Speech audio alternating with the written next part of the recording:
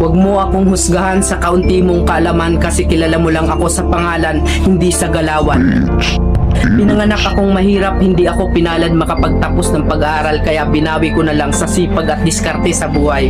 Oo, wala akong pinag-aralan pero kaya kong kumita sa lansangan na hindi mo makukuha sa taas ng iyong pinag-aralan.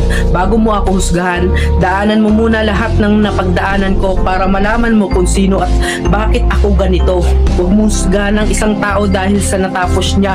Dahil minsan, kahit yung mga taong hindi man humahawak ng diploma, daig pa nila yung nakagraduate ng may corona. Bawat tao may kanya-kanyang kwento sa buhay. Kaya bago mo sila husgahan, alamin mo muna ang kanilang pagkatao at tingnan mo muna ang sarili mo.